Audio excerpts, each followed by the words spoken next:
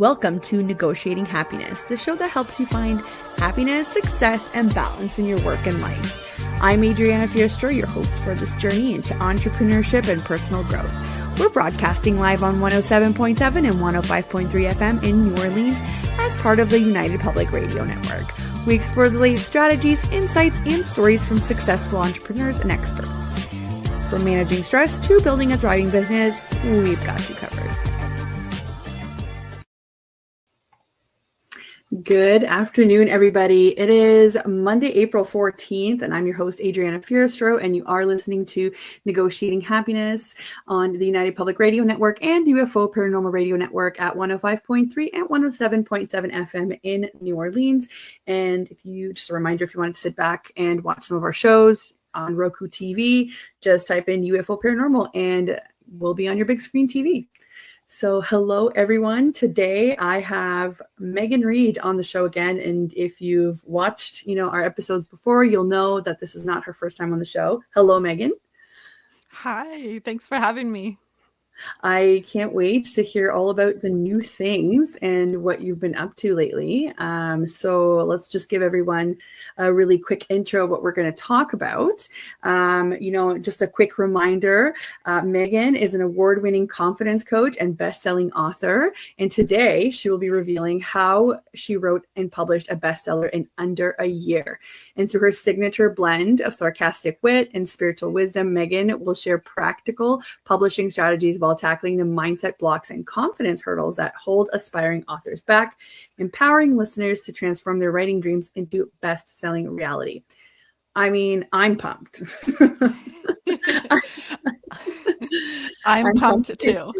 Right? Yeah. So, and also here's a quick little roundup. So if you haven't seen Megan in a while on the show, or if you haven't seen her at all, she is an award-winning confidence coach, best-selling author, podcast host, and Reiki Master from the Midwest United States. And she's here to help you own your weird and unleash your main character energy, which I love. Also, that's the title of her book, guys, Main Character Energy. You'll find it on Amazon. She's the founder of Creating Confidence Society, on a mission to help you discover the magic of who you truly are so you can ditch your inner critic, get out of your own way, and unapologetically achieve your wildest dreams. As a certified quantum life and success coach, neurolinguistic programming, NLP, practitioner, hypnotherapist, emotional freedom technique, EFT practitioner, and Reiki master, Megan takes a heart-centered approach to helping her clients heal subconsciously so they can release what's holding them back, overcome imposter syndrome, let go of people-pleasing, and embody their most confident self, the one who goes after everything they've ever wanted. She's the sarcastic, spiritual, Frankie to your grace, no BS, self-love cheerleader you've been looking for. So this is definitely another episode you don't want to miss. How's it going, Megan? It is going so well. I'm just so excited to be here, Adriana. And, I was thinking back to the first time I was live with you, and I think that was back in 2023. Yes. It has been years. Yes, that is it. And I remember that Main Character Energy wasn't out yet. Right?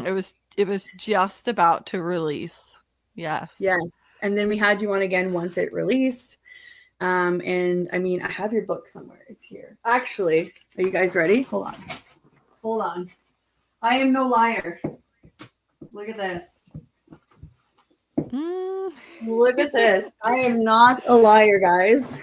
This is it, the beautiful book by Megan, Main Character Energy. You'll find it on Amazon. I have not finished it, but I've started it. And I'm like, it's so good that I can't just zoom through it. I think I need to give it some space in my mind in order for it to sink in. So I'm super excited to do that.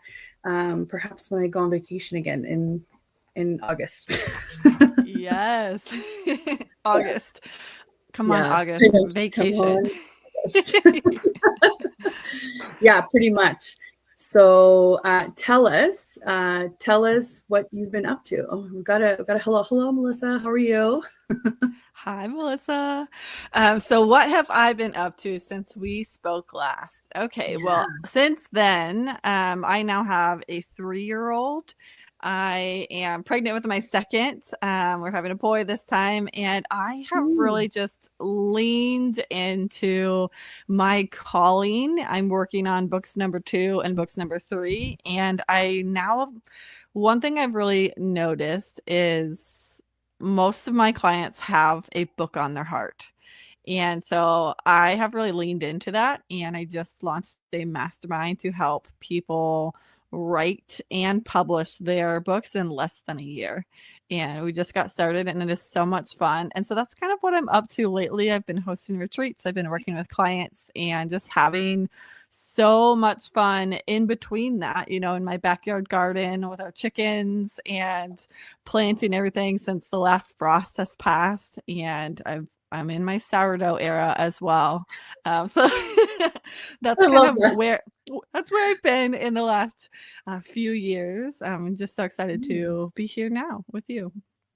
Amazing. Do you want to tell everybody a little bit about how you got started on this entrepreneurship journey? Just kind of like a snippet so that everybody understands the beginnings. I love the beginnings because it shows us how far we've come, I should say.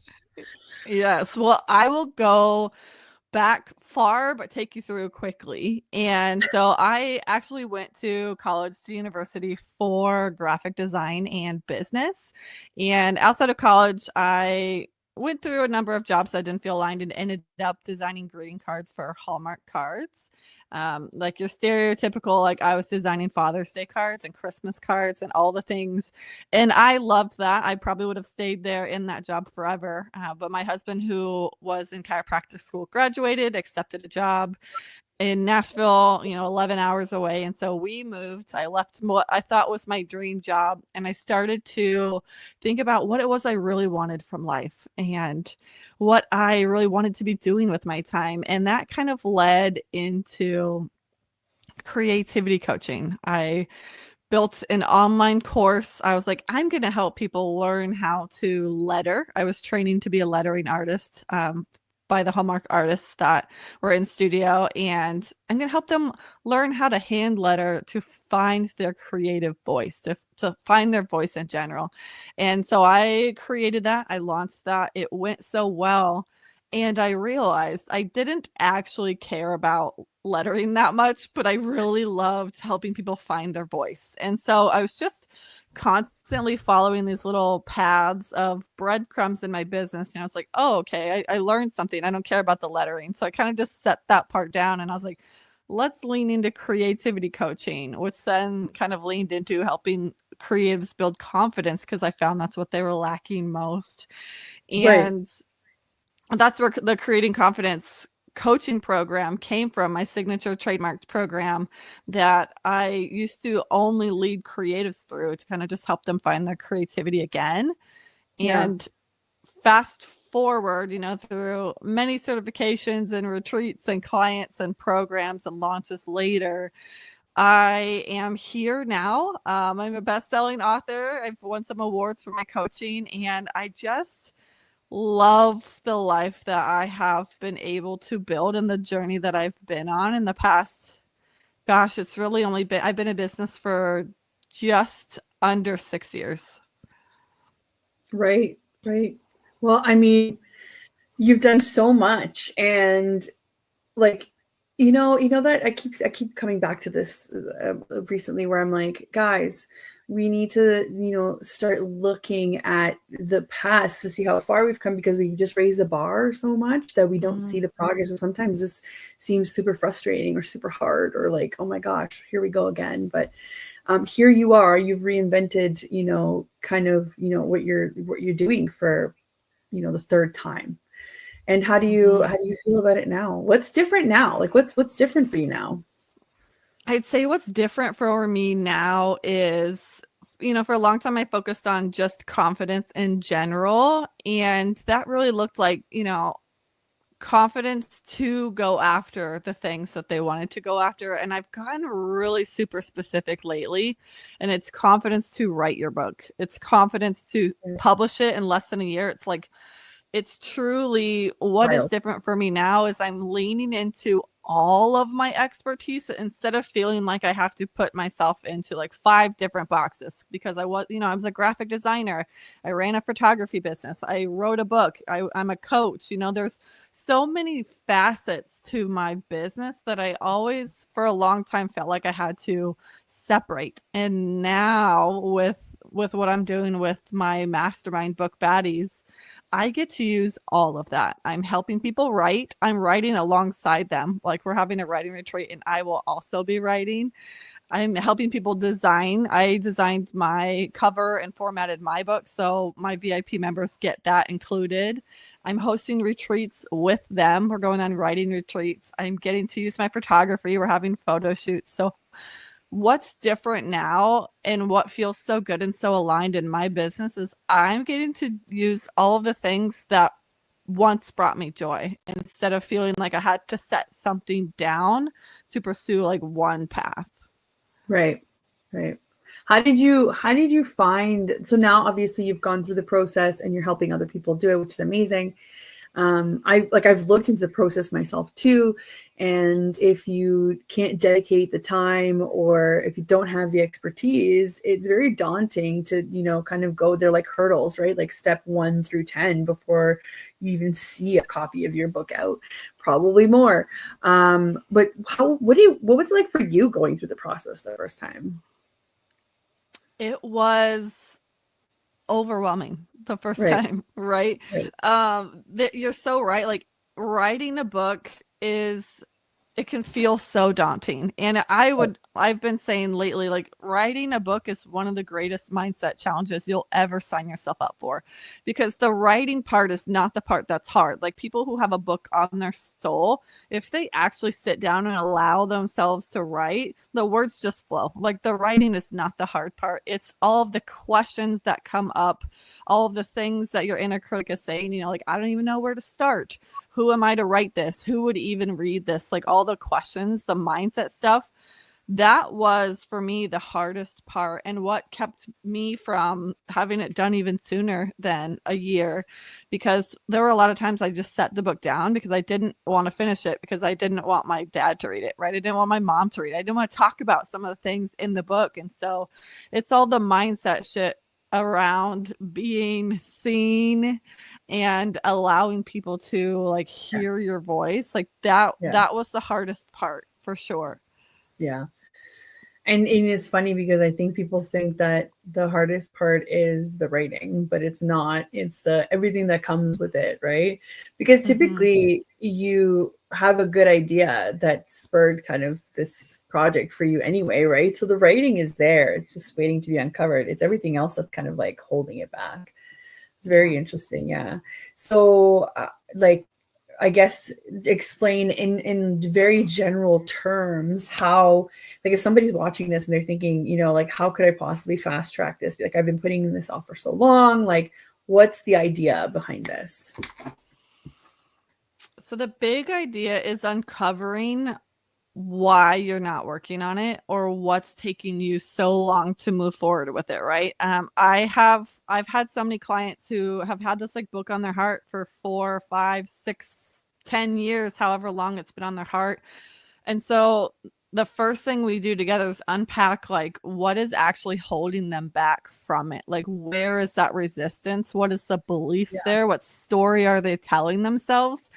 Because there's almost always something so much deeper than I'm too busy to write a book, right? That's just the excuse people use. And people say, oh, I have writer's block. Like, I don't also believe in writer's block.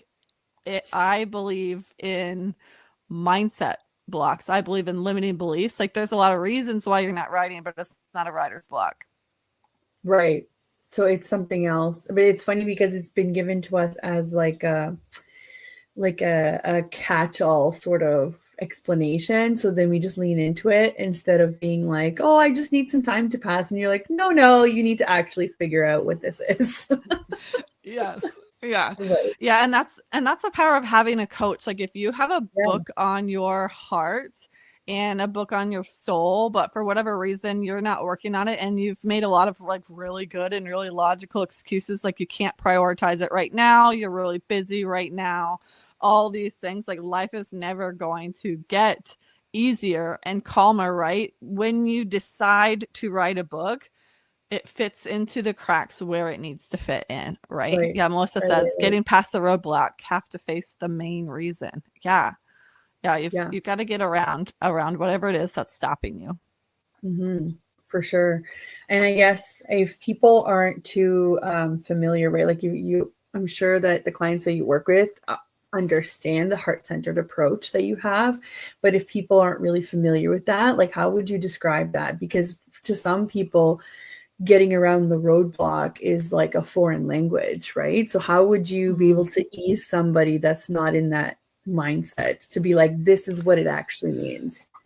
Right. I think to understand heart-centered, we have to take a look at like someone who's head-centered and like the logical brain as well, right? Because your logical brain doesn't want you to write a book. Your logical brain doesn't want you to be uncomfortable. It doesn't want you to try something new. It does not want you to change and grow, because what we, with neuroscience, we know the brain will never choose growth.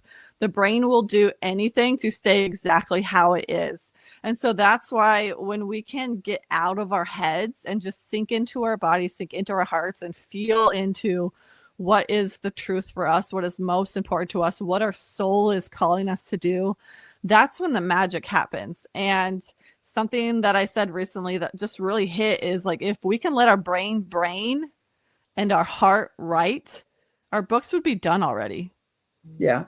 Right. It's that logical, it's the head center that really keeps us from accessing everything that's in our heart and everything that we already have like at our disposal inside of us.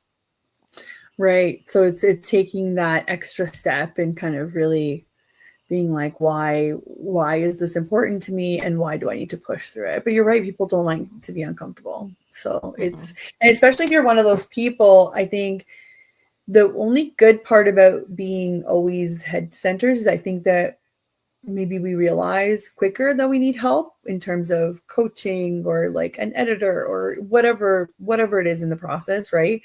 Because logically speaking, you can't possibly do everything yourself, right? I mean, you could try, but unless you have some sort of expertise or knowledge in the field, it's going to be an uphill battle the entire time. So then it doesn't even feel like it's going to be, rewarding. It's all just challenges the whole way. So then you realize, no, I need some help with this. I need to do it in half the time and half the cost, because if you're not adding your time as cost, then you're just not doing good business anyway, right? And most people, that's what they tend to do, is they just tend to say, it's okay, I'll do it. And I'm like, but if you're the CEO of your own company, you're the highest paid employee, so to speak. So how does that make any sense cost-wise for you to struggle through something like this when you could get somebody else? And some people understand it right away, and some people are just like, no, I just don't have the money. Like, it's a cost thing. But I was like, but it costs you more when you put your time into it, right? Yes. And that's such a good point too, with the head-centered people. Like, head-centered is really about strategy, and there's a time and place for strategy, and there's a time and place for the heart center, which is like the energetics. And oftentimes in business, especially with my clients who are recovering from perfectionism, they're recovering from people pleasing and really just like putting themselves out there, it's not a strategy problem for them. They have the strategy, they have the people, they have the systems. It's an energy problem. It's an energetic thing. There is some kind of mindset, energetic piece that is holding them back from moving forward. And the strategy will never work if you don't address the mindset stuff. Right. And I have to make this clear. I don't think that we're aware of how many blocks we've got in our mindset. I don't think we can be that aware. I mean, if we were, then half the battle would be done already, right? So it's really interesting. The more you read into it, or the more you talk to maybe other entrepreneurs, the more you're like, oh, I don't have problems with that, but I do have problems with that. So then you start to kind of like pick apart this idea of what it means to be an entrepreneur. You're like, hold on a minute. There's like layers upon layers of this that I haven't uncovered, of like, what's holding me back? What are my blocks? I find that a lot of people have blocks around like money, about making money, right? And they self-sabotage. It's the same with success. Sometimes you let imposter syndrome just completely take over and you forget about everything else. So then you create this like block in your head about like, no, I can't possibly do that, right? Yeah, I don't deserve to be there. Like, I don't deserve to be a bestseller. Who would ever read my book, right? Like all of those mindset blocks. You're right. Most people don't even know they have those thoughts until they're reflected back to them.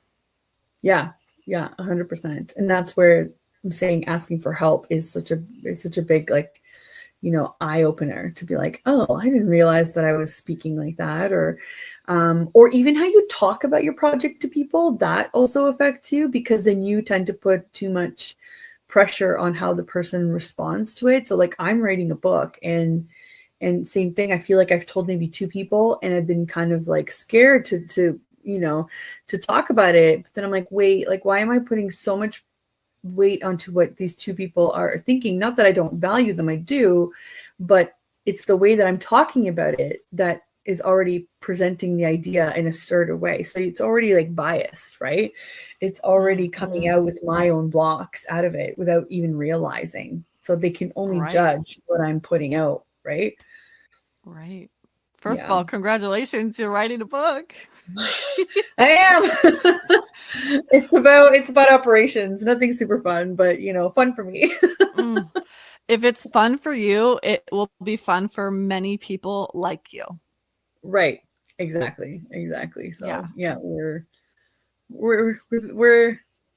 not there yet, but we're on the way. I love it. Congratulations. Thank you. Yeah. So it's actually really great timing too that we're talking. It's so funny how it all just kind of comes together. And for the woo in me, for the woo community, it's funny because it came out, it was more like keep getting all these signs. Maybe I should do something about all these signs, right? And that's how like that idea came about. But then once I looked at the materials, like, oh, the book is here. I just have to put it out there. So, yeah, you have to allow yourself to write it. And you have to tell people about it without saying, oh, it's not super fun. Because that's just you projecting. I know. That's exactly what I know. That's exactly it. Like, guys, sometimes when I talk because I'm there, like I'm in those shoes, right? I mean, I hope that people can relate to a lot of this stuff, right? And I have talked to other people that have put books out and they're exactly in the same position, or were in your position where they're like, I didn't have this, resource or this information, so it took me X amount of time, or so it's really handy to have those kinds of things. So guys, if you're thinking about writing a book, check out Megan, check out her website, check out her Instagram. She's always posting tidbits and you can get in touch with her as well. And you said you're helping clients through it, right? Is it a program that you've got running right now? I actually just started the program in April. We've just started, which is so fun. It's a mastermind. And inside we are diving into all things writing and self-publishing. And I think one of my favorite pieces, apart from we have like monthly group coaching calls and then like monthly one-on-one strategy sessions to really meet people where they are and help them on their specific journey. But one of my favorite parts is every week I'm dropping audio lessons for them based on where they're at and the questions that they're asking and what's coming up for them. And an audio that's dropping today for them. One of the mastermind members was like, I haven't even worked on my book since we've started. And the audio is all about like, is that true that you've not worked on it? Because if we can truly, once you decide to write a book, everything that you're doing in your life is informing that book, right? Like sometimes you have to let the ideas simmer and let the ideas download and let everything just noodle while it's coming together. Like you have to create that space. You have to go rest. You have to go play. You have to go do things that are filling your cup. And that's when the energy to write and channel your message is going to come so effortlessly for you. And so that's the audio that's dropping today, is like, it's not true that you're not working on your book, because you are always working on your book. Maybe you're not always writing actively. Right. Which makes sense. Yeah. And I guess in this whole process that you've gone through, what are some of the like most common challenges, I guess? Like, what do you keep hearing over and over for people? Well, the first question that I usually get is like, where do I even start? And my response back to that is always, well, where is your energy at right now? Like, what is exciting you the most right now? What is downloading for you? Maybe that is your outline and that's where you start. Or maybe this like one chapter, like you're like, oh, I've got ideas for this. Like, that's wherever your energy is flowing is where you should follow it, because there's no wrong way to write a book, right? Like, there are a lot of book coaches out there who will be like, first you have to outline it, then you have to do this, and then you have to do that, right? There's so many steps they require you to do. And my approach is a lot different than that. And it leans more into where's your energy and how can we leverage that to help you get your book done faster. Because what doesn't work that I've seen for entrepreneurs is putting ourselves in this box where somebody says you have to write for 30 minutes every day and then your book will get done. Like, absolutely not. You can do that. That is an option if that lights you up. And in my experience, those 30-minute blocks that people make for themselves, they ignore them. They don't even do it, right? They're like, I didn't do it. Oh, well. Guilty. Yeah. Guilty. Right. So you have to work with your energy. Like, writing is such a feminine energy, creative thing, right? And to put such a masculine 30 minutes a day time block on it just does not align, especially for female entrepreneurs. It depends where you are in your cycle.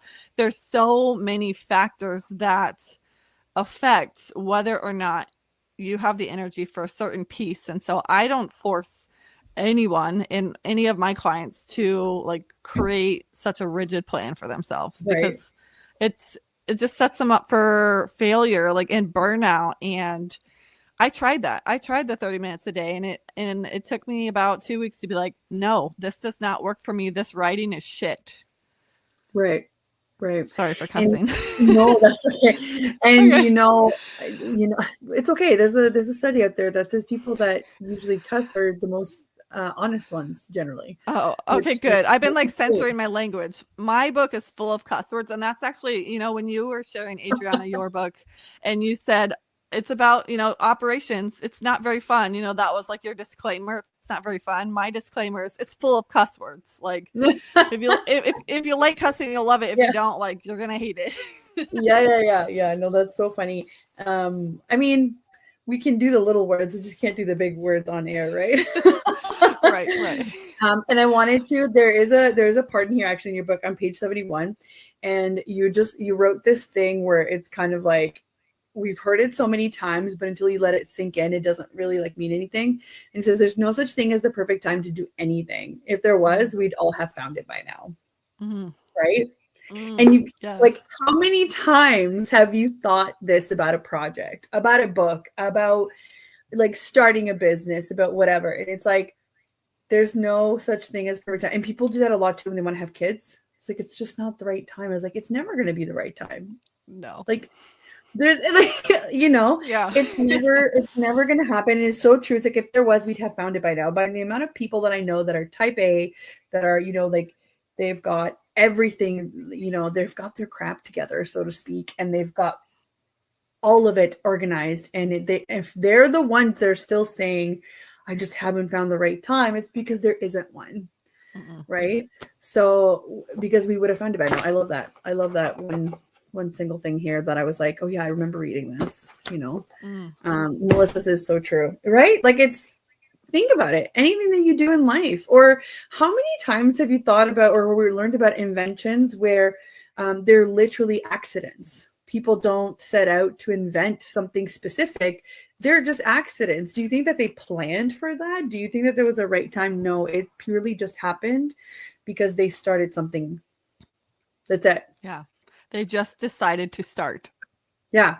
That was it. And that's all it takes is that energy. It's that decision to move forward, even though you're busy, even though maybe your finances aren't where you want them. You're so right, Adriana. Like your finances are never ready for kid number 2, number 3, you know, like there will always be something. There will always be a really good reason as to why you can't or shouldn't or wouldn't or couldn't go after what you truly want. So I think that's I think that's the universe. Yeah, I think that's the universe's way of making us, like, that is free will, because if you didn't have the opposite, right, you couldn't make a decision, because it's almost like it's already been made for you. But these decisions are not made for you, really. And I mean, don't get me wrong, there are situations where you make decisions and people criticize your decisions because they don't understand what options you have, because they don't see that part of it. And that's totally okay. But when it's something like this, when it's something creative, when it's something where you just need to take the plunge, it's like, what are you waiting for, right? When is there isn't a good time? You know, we would have, like, somebody would have found it by now. Somebody would have found the formula and sold it for $1 million by now. But it doesn't exist, you know? Yes. It just doesn't exist. It doesn't. And that's one thing that's really resonated, you know, with my clients and with the people who have already enrolled in Book Baddies is like, you could be either holding your book in your hands a year from now or wishing you would have started your book already a year from now. And you can apply that to anything in your business. Like you could be, you know, launching your next program a year, like right now. You could be enjoying the fruits of your program, or you could be wishing you would have launched it already. Why not now? Right. Why not you, and why not now? Which part of the process do you find that is the most time consuming? I would say the editing process is time consuming, because not only, so here's kind of a little rundown of how writing and publishing a book looks, if you're curious. So and this is not all of this has to be in this order, but this is the order that it's coming out of my brain right now, right? So you have your outline, right? You write, and then you self-edit, like you go back through and you read and you add things, you change things, you delete things that feel weird, right? And then when you're done self-editing, this is where I recommend having peer editors, having some people really close to you that you value their opinion, they understand the work that you're doing. They read your rough first draft. They give you feedback. You take that feedback with a grain of salt. Of course, this is still your creation, and feedback is a gift. And so you take that feedback, you implement it, and then you send it to an editor. And depending on how many rounds you need with the editor, sometimes it's 1, sometimes it's 3. It's anywhere really in between there. Kind of working on, like, is there a through line? Your developmental editing, like line edits, like are there typos, is there grammatical things, right? And then after editing, you get that all back. You get to take all of that with a grain of salt too, right? When my editor gave me back my edits, I had the opportunity to sit with the things that she said, right? Because feedback is a gift, and some of it made me so angry. And I was like, I'm not editing this. And then, you know, you sit with it and you're like, you're right. Like, it could be improved. But the editing piece is, I think, what takes the longest, because we are so attached to our writing. To get feedback on it feels so vulnerable. It's so exposing. It's somebody like purposefully critiquing our soul on paper or digitally, wherever it is, right? And so that is the part where a lot of people get kind of caught up. Like maybe they've wrote the whole first draft. They're like, oh, I'm already done with my manuscript, right? Like, okay, but now what? Like, what are you going to do with that? Because I've seen that process take way longer than it should. One of my clients who came to me, and we, in a VIP day, just kind of unpacked everything for her. She had been editing her book for 6 months and hadn't even gotten it to an editor. And that takes, you know, a few weeks at least, right? Depending on what's on their plate and how quickly they edit. And that's just one round of editing, right? And so editing really is the part that can take the longest, especially if you let it, because that's where a lot of new mindset stuff comes up. Like you'll tackle the mindset stuff while you're writing, and then you'll tackle like new mindset stuff while you're editing. And then you know, dive into the design of your cover, the formatting of your book, how you're marketing it, how you're launching it, like all those things. That's kind of what happens, all the pieces of writing and self-publishing a book, right? But it's that editing piece where I find the mindset stuff really, really can drag out your timeline. Right. So if you are thinking of doing that, maybe keep that in mind. So it's not just the writing part. I think people are just scared of the writing part for the most part. We got a question, Mel. She says, what was your biggest surprise writing your first book? Something you didn't anticipate? It's a good question. That is a great question. Thank you, Melissa. My biggest surprise writing my first book was, I think it's twofold. The first surprise was how easy it was. Like when I got the download to write a book, I was feeding my daughter in a dark nursery, you know, and just rocking her. There's not a lot you could do other than think. And I just had this like knowing. I was like, oh my gosh, I have to write a book. And I have to call it main character energy. Like I just had this knowing. And then I panicked because I was like, oh no, somebody else is going to write this first and publish it before I get mine out. And then I'll be not unoriginal, right? Like there was mindset stuff that came up immediately. But it was surprising how easily the next weekend, the entire outline downloaded for me when I was at a spa weekend for a bachelorette party.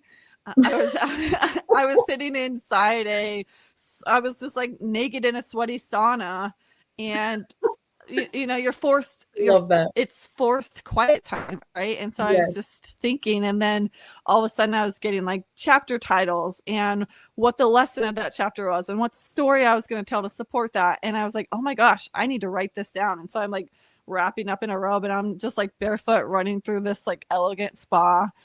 And I go, I'm begging the front desk people. I'm like, do you have a pen or some paper? And they had a pen, but the only paper they had was like some cut up scraps from their trash can. I was like, give me that. That will work. And I just took it back to the sauna and I wrote that all out. And so I was surprised by how easy like getting started really was once I allowed myself to accept that I wanted to write a book, because there were so many, like growing up and all the things, you know, you're like, I'm not a good writer. I'm not qualified to write on this. Like who would read? There's so many beliefs that come up when you decide like, even though I think all those things, I'm still going to write a book.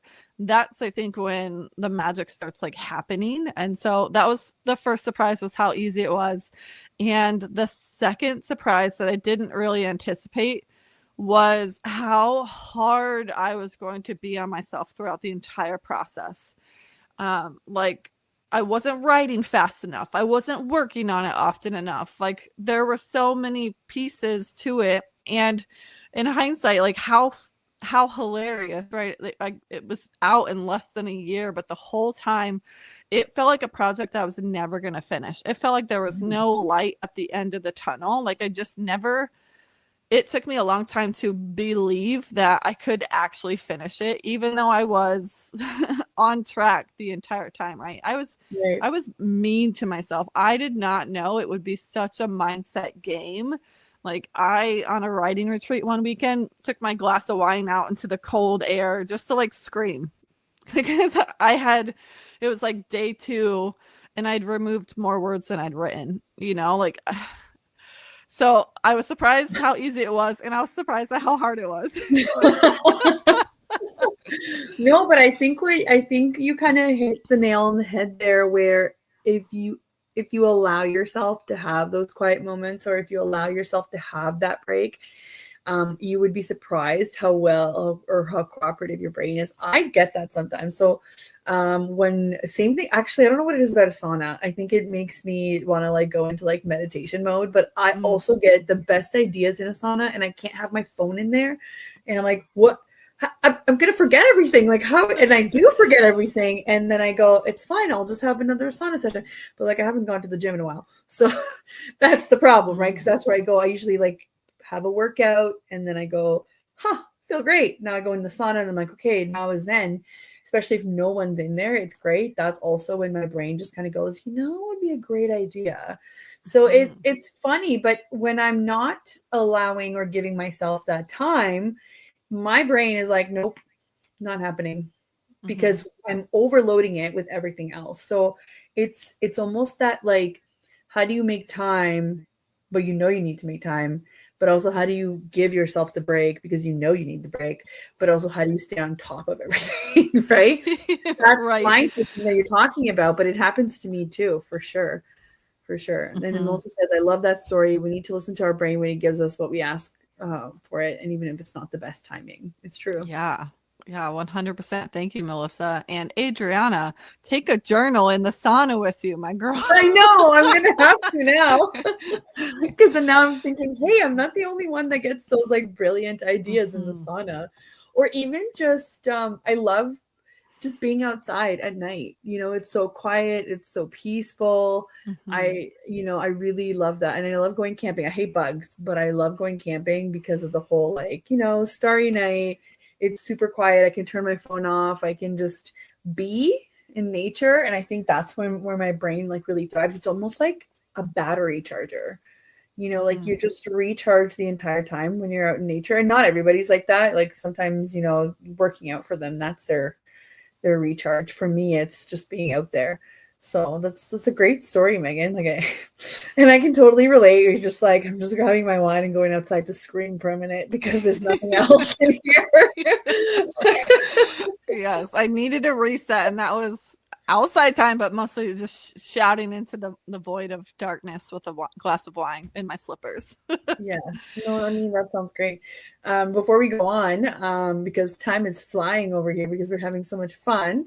If you guys are just tuning in, you're listening to Negotiating Happiness, and I'm here today with Megan Reed, and we're talking about fast tracking your publishing success. And you are on the United Public Radio Network and UFO Paranormal Radio Network at 105.3 and 107.7 FM in New Orleans. If you guys are just tuning in and need to watch the rest or the beginning of the episode, we are streaming across platforms, Facebook, LinkedIn, YouTube, Twitch, I think, as well. Plus, you'll find us everywhere that podcasts live as well, even though you might not be on 105.3 and 107.7 in New Orleans. And Megan, we were just kind of going through some questions about, the most surprising things about the process, what took the longest. What are some of the things what are some of the milestones so since now that you've done it a couple times, what are some of the milestones that kind of indicate like, oh my gosh, or that you have to tell people, it's like, you don't understand how monumental this point is in this process. You need to enjoy it. You need to celebrate it. Like, what are some of those like tidbits to look forward to? I would say the first like big milestone that people really overlook is the decision to write the book. You just saying to the world, like, I'm writing a book and telling somebody about it. Like, that's such a huge milestone. That's so big, because think about how many people in the world have a book on their soul and they die with that book on their soul. Yeah. Right. They never write the book because of all the stuff that comes up on why they shouldn't one. Right. Right. And so the big first milestone is celebrating the fact that you're going to write a book. Right. And you've decided to write a book. And after that, there's milestones like everything in your book writing process is a chance to celebrate a milestone publicly. It's a chance to market. It's a chance to launch and warm your audience up for that, right? So you finish your outline. That's a milestone. You finish this chapter. You hit this word count, like whatever it is. Every like milestone that you hit, everything that you accomplish within your book is an opportunity for you to publicly launch, publicly warm, right? And that's something that we're doing inside the mastermind too, is just a reminder of all these things that you're doing are things that you get to share with your audience. Yeah. Because what won't sell your book is keeping it to yourself. right? Right. And so, Right. Adriana, you've told 2 people. you just told the whole world I did. on live radio. So I did. amazing. It's But happening. really, there's so many milestones, right? Like you finish your first draft, you finish your first round of self-editing, you got your peer edits back, you just sent it to your editor, you just got notes from your editor, your cover is done. Like all of those things are milestones. Like everything in you can have a milestone with your book every day if you want to, right? Mm-hmm. When you're like, oh, I wrote 5,000 words today, that's a milestone. Like basically everything that you're doing is a milestone in a journey worth celebrating. Right. It's so funny how we're so focused on other people's validation that we don't put in place these, success trackers for ourselves, because no one's going to know when I'm done my 5,000 page or whatever, your 5,000 words, sorry. Right. But if we're relying on someone else and you're saying, oh, my editor said that this is good to go, like, woo, huge milestone. And it is, but it's because you're relying on somebody else's validation, right? You're not setting those things up for yourself. And sometimes people think that it's maybe overkill. I think it's fuel for the fire. So if that fire is, constructive, not destructive, like you need fuel for that fire to keep you going. And if this is what's going to do it, like that's easy, Yeah. That's easy. So yes. Sharing is selling. So every time that you share about your book, whether you're just getting started, whether you're halfway done, whether it's in its final rounds before you hit publish, every time that you talk about your book is an opportunity for someone to see your book, to know about it, to learn about it, and to want it, to pre-order it, to buy it when it's live, right? Right. What are probably, this is probably my last question, kind of like, let's pretend that we're all through that process. You're at the stage where you kind of have to market and you have to put it out there. I guess my first question would be, how did you find the whole self-publishing situation? And the other one would be, if you could go back and do something different in the marketing or the pre-launch, what would it be? One thing I would preface is that the marketing and the launching of your book happens the moment you decide to write a book. Ooh, that's good. It happens the moment you decide, because then your next task is to tell the world you're working on something exciting. You don't have to share what you're working on. You don't have to share the title of it. Maybe you don't even have a title, but you're doing something. And so, it's like with any program launch at all, right? You want to build hype. You want to warm up your audience to the idea that you're doing something big and they want to follow along. And so the moment you decide to write a book, that's when the marketing for your book starts. That's when you start posting on your stories and teasing in your emails that you're working on something. And as stuff continues to download, you can celebrate with them. You can finally announce to them what you're doing, right? You can share a chapter, like all those things. Marketing takes place the whole time, and that is one of the most important pieces to hitting bestseller, is getting more copies sold, right? If you don't talk about your book for the 9 months that you're working on it, and you just talk about it in the last week, think about how many less people are going to hear about it, right? We want to give them time to hear and to get excited with you and for you. And and I think that's the importance of like building a book launch team too, is like the people around you that are so hyped to help spread the hype. It's so powerful, right? And it just like brings the energy. Something that I would go back and do differently. I think that's a great question, and one that feels difficult to answer. I had my book on pre-order. Hi, Heidi. Hi, Heidi. From Colorado. And pre-order is exciting and great. But when I did that, and this was maybe one of my biggest lessons. So I went through Amazon Kindle Direct Publishing. That was the self-publishing platform that I used. There's many others. The top two are Amazon KDP and Ingram Spark. Those are the top two. There are still others out there. And when I had it like pre-order, I had to set like a launch date that I thought it would be done.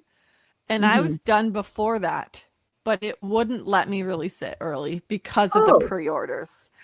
And so I learned a lesson in like releasing control of timing, because I wanted it to publish on August 18th, my birthday. Like I wanted it to be like 365 days from like idea to publish. Yeah.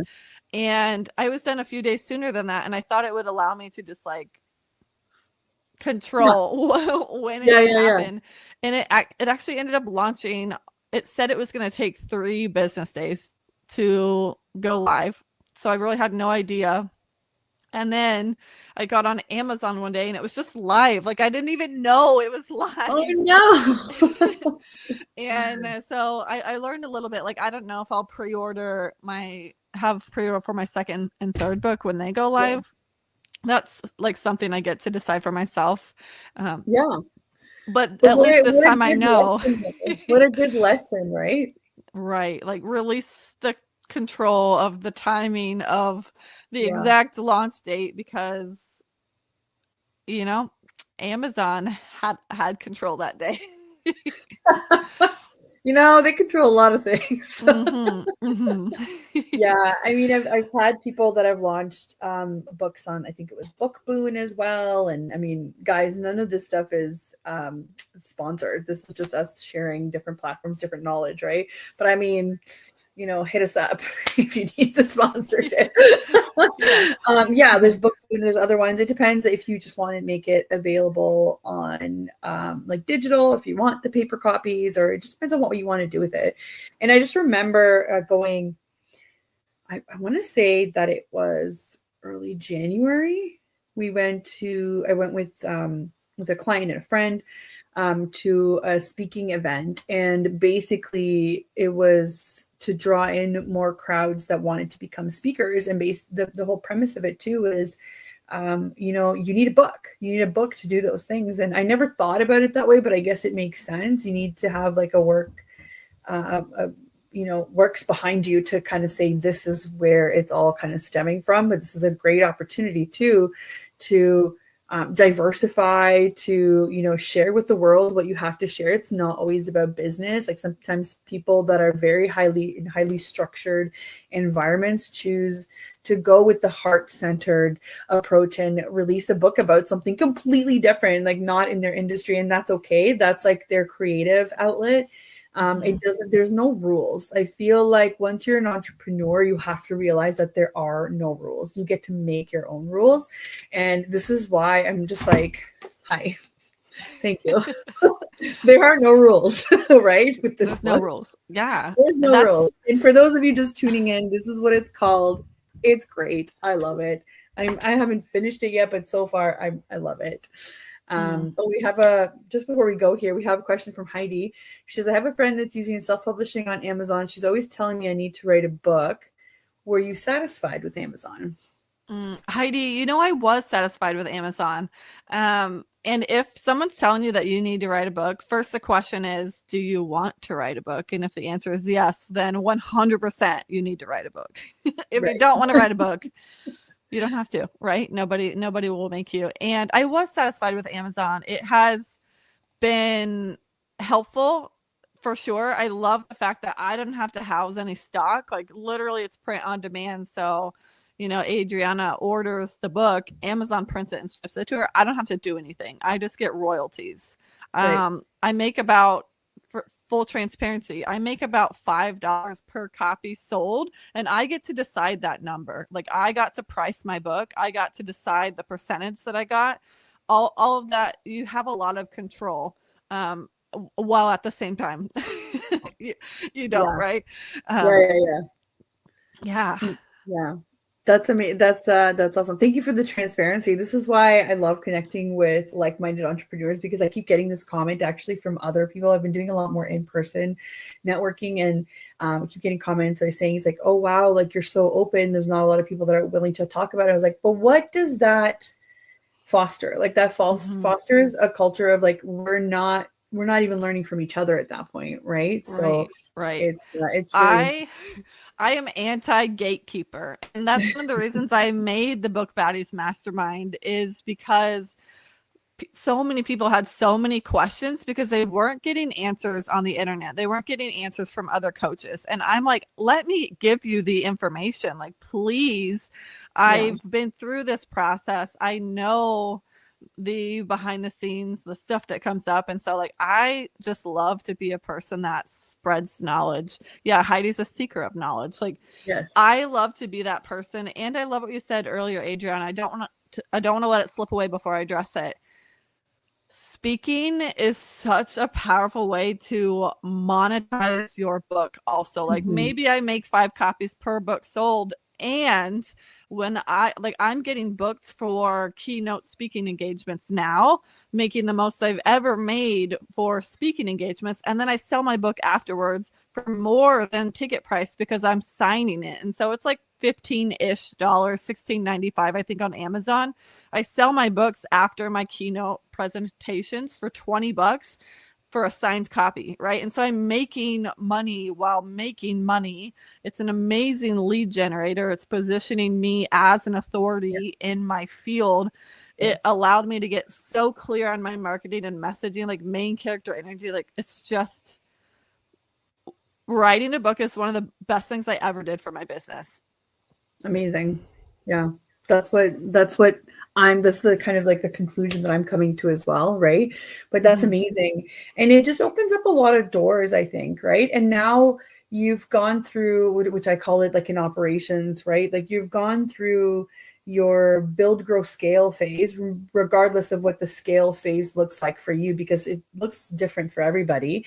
And then now you're in growth 2.0. So growth 2.0 forces you to go back to where your operation stuff is. So like your branding, your website, your messaging, your all of it. So like, every time you reach like a new point of success and you've grown in some other way, you kind of have to go back and tweak it. And that's exactly what you've done, right? Like, you've recalibrated where your services are. You've recalibrated what kind of events you're going to, and what kind of retreats you're running, and what kind of people you want to work with, which is so important, right? That you have to surround yourself with people. Like, if you're at that stage, I can't tell you how freeing it is to be able to pick the people that you want to work with. Yes. Because you're no longer in the like hustle and the struggle and the I'll take anything. You know what I mean? That is gone. That is gone. So it's amazing. But thank you so much for all the questions, Heidi. And thank you so much, Megan, for answering all of them so beautifully. We've got like 2 minutes left. So my usual traditional questions for the last 2 minutes are, what makes Megan happy right now? What's that trade-off for all of this work? And I don't mean like mom Megan, or just inner Megan. The trade-off for all that work. My question back is, which all that work, right? Like when we're talking about negotiating happiness, we're talking about, we put in so much work in our businesses or in our entrepreneur self that it has to lead to something else in order for us to feel happy as a whole. So sometimes, and this is a really good opportunity for entrepreneurs to kind of show a little bit more of a personal side to them, because, you know, people buy from people, but it's not just about the buying. It's about like, hi, if I can do this and still fulfill this part of me, like, you can do that too. Right. So I don't know, for me, it's travel, right? Does it always have to do with pleasure? A lot of the time, sometimes it's for work, but that really fulfills me. So what makes Megan happy with all of this? What makes me happy, I would say, is the opportunities that have come to me from all of this. So like, in the past year, I've been on the most amazing trips just because I've shown up as myself and people want to be on my energy. And so I just got back from West Palm Beach in Florida for a week. I co-facilitated a retreat there. Last fall, I got to go to the Galapagos Islands with a group. I got to go to Sedona. I got to go to Costa Rica. I've gotten to travel the world just because I've shown up and followed those breadcrumbs of alignment for myself. And that's what like makes me really happy, is these like hell yes opportunities. You know, that it's on my vision board, and that it just says like heck yes opportunities, right? That's amazing. And just I get to travel and feel luxurious, and then I get to come home and dig in my garden and collect eggs from the chickens, and I feel so grounded and expansive at the same time. Like, we have big dreams. Like, my husband and I, we want to have land and a homestead, and we're farming in our backyard neighborhood garden right now, and we're making the most of it, and it feels so magical. And I would say that's what makes me so happy, is I get to decide how I want to feel and what I want to do each day. That's amazing. That's freedom. The decision. That's freedom, really. Well, thank you so much. We are out of time. As per usual, we had a great time, so we didn't even know that time was flying. Thank you, everybody in the comments. Heidi, Melissa, everybody that tuned in. And we will see you next week. Megan, you need to come back, of course, whenever you're ready, because we'd love to hear more. Yeah. Thanks for having me. Thank you. Have a good one, everybody.